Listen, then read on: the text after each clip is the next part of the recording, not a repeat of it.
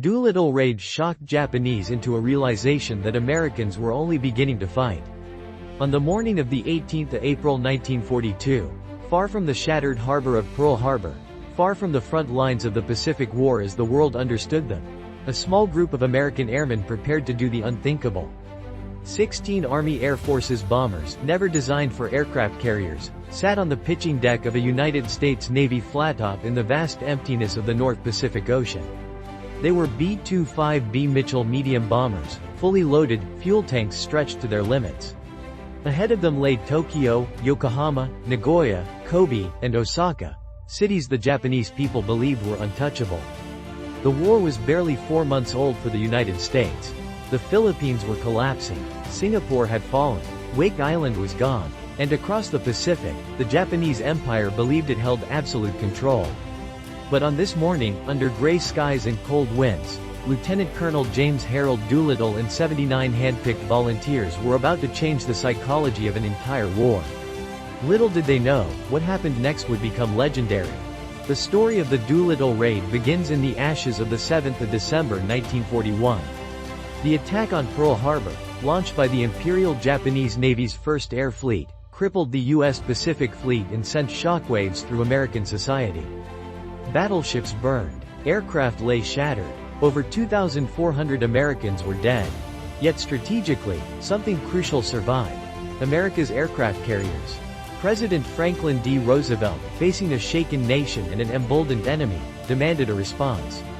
Not later, not eventually. Now, he needed a strike that would restore American morale and send a clear message to Tokyo that the United States was not beaten. The challenge was immense. In early 1942, no American bomber had the range to strike Japan from friendly bases and return safely. But within the Navy Department, a daring idea took shape. Captain Francis S. Lowe, a submariner, suggested launching Army bombers from a carrier, something never attempted in combat. The plan landed on the desk of Lieutenant Colonel James Jimmy Doolittle, a legendary aviator, test pilot, and aeronautical engineer. Doolittle immediately grasped both the danger and the potential. 16 B-25 Mitchells would be modified for extreme range. Defensive armament would be reduced. Bomb loads standardized to 4 500-pound bombs, 3 high-explosive and 1 incendiary bundle. Extra fuel tanks would be installed wherever space allowed. The crews, 5 men per aircraft, were told only that the mission was extremely hazardous, and that volunteering meant accepting the possibility of death or capture. Every man volunteered. By early April 1942, the bombers were loaded aboard the brand new aircraft carrier USS Hornet, CV-8.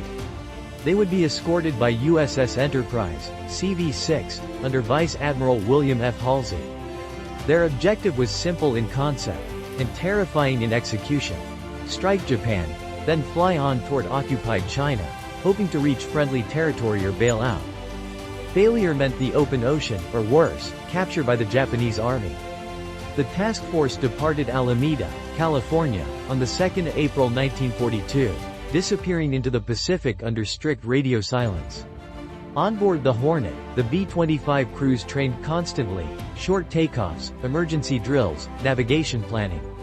They knew the odds. They also knew the stakes. By the 17th of April, the task force was nearing its launch point, approximately 450 nautical miles east of Japan. The seas were rough. Winds were strong. Every mile mattered. Then, at approximately 0738 hours on the 18th of April, disaster nearly struck. Lookouts aboard the Enterprise spotted a Japanese picket vessel, the armed trawler Nito Maru. These ships formed an early warning line designed to detect exactly this kind of attack. American cruisers opened fire. The Nito Maru was sunk. But it had already sent a radio message. Japan had been warned. Captain Francis S. Lowe, a submariner, suggested launching Army bombers from a carrier, something never attempted in combat. The plan landed on the desk of Lieutenant Colonel James Jimmy Doolittle, a legendary aviator, test pilot, and aeronautical engineer. Doolittle immediately grasped both the danger and the potential. 16 B-25 Mitchells would be modified for extreme range. Defensive armament would be reduced. Bomb loads standardized to 4 500-pound bombs, 3 high-explosive and 1 incendiary bundle. Extra fuel tanks would be installed wherever space allowed. The crews, 5 men per aircraft, were told only that the mission was extremely hazardous, and that volunteering meant accepting the possibility of death or capture. Every man volunteered. By early April 1942, the bombers were loaded aboard the brand new aircraft carrier USS Hornet, CV-8. They would be escorted by USS Enterprise, CV-6, under Vice Admiral William F. Halsey. Their objective was simple in concept, and terrifying in execution. Strike Japan, then fly on toward occupied China, hoping to reach friendly territory or bail out. Failure meant the open ocean, or worse, capture by the Japanese army.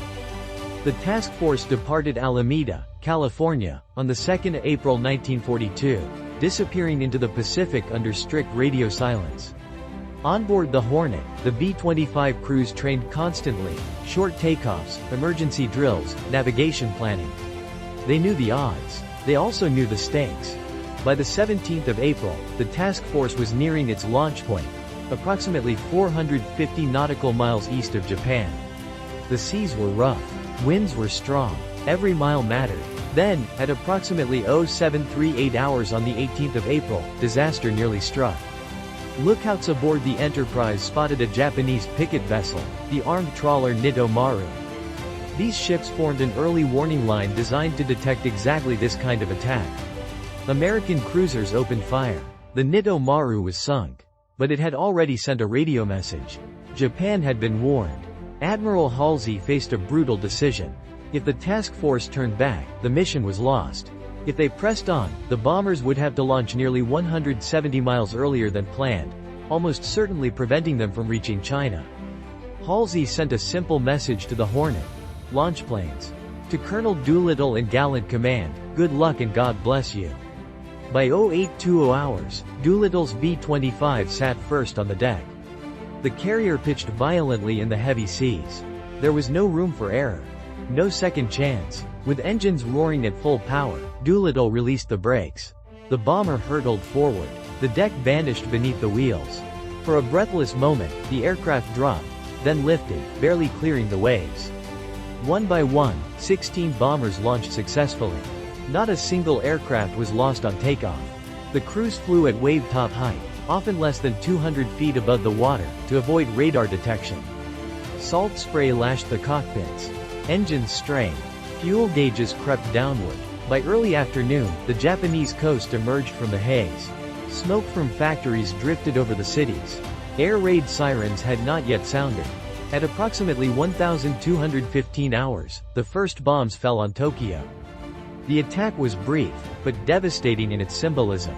Over Tokyo, Yokohama, Nagoya, Kobe, and Osaka, American bombers struck military targets: steel mills, dockyards, aircraft factories, oil storage tanks. Japanese anti-aircraft fire erupted in black bursts, filling the sky. Fighters scrambled too late. For the Japanese people, the shock was profound. The homeland, long declared invulnerable, was under attack. For the American crews, the real danger was just beginning. As each bomber turned south toward China, fuel became the enemy. Headwinds stronger than forecast slashed remaining range. Darkness fell. Rain clouds closed in. Navigation lights were forbidden. By 2000 hours, many aircraft were flying blind over unfamiliar terrain. Radios crackled with uncertainty. Fuel gauges dropped toward zero. One by one, crews made the inevitable decision. Some crash-landed in rice paddies. Others ditched into the sea. Most bailed out into the darkness over Japanese-occupied China. Doolittle himself parachuted into a mountainside after his engines finally sputtered dry. Believing the mission a failure due to aircraft losses, he later admitted he expected to be court-martialed.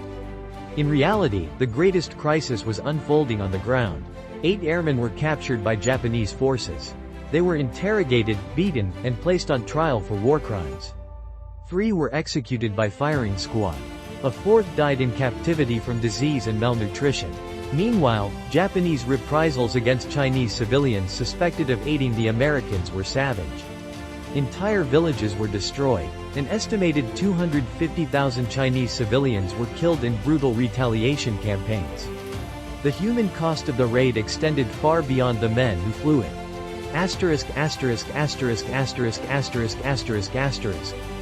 Yet strategically, the Doolittle Raid achieved far more than its planners had dared to hope.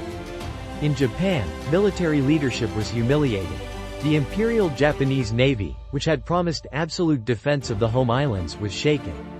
Air defenses were reorganized. Fighter units were pulled back from the front lines to protect Japan itself. Most importantly, the raid accelerated internal debates within the Japanese high command. Admiral Isoroku Yamamoto, already planning a decisive battle to destroy American carriers, now had proof that the enemy could strike the homeland. The result was Operation MI, the plan that led directly to the Battle of Midway in June 1942. Just 6 weeks after Doolittle's bombers flew over Tokyo, 4 Japanese fleet carriers, Akagi, Kaga, Soryu, and Hiryu, would be sunk by American aircraft. The balance of naval power in the Pacific would shift permanently. On the American side, the psychological effect was electric. Newspapers splashed headlines across the country. The question, where did the... In pure military terms, the Doolittle Raid caused limited physical damage. Factories were repaired, fires extinguished, production resumed, but wars are not decided by steel alone. They are decided by will, belief, and momentum. The raid forced Japan to divert resources it could not afford. It exposed weaknesses in air defense. It emboldened American commanders. And it reminded the world that the United States, even wounded, was capable of audacity on a global scale. For the men who flew the mission, the legacy was personal. Many would continue fighting throughout the war. Some would never fully escape the memories of that night over China. Yet all understood what they had done. They had carried the war to the enemy's doorstep when it mattered most. Against impossible odds, they had proven that America was only beginning to fight. This was just one of countless untold stories from the Second World War. Subscribe to World War II Records as we continue to bring these forgotten chapters of history back to life.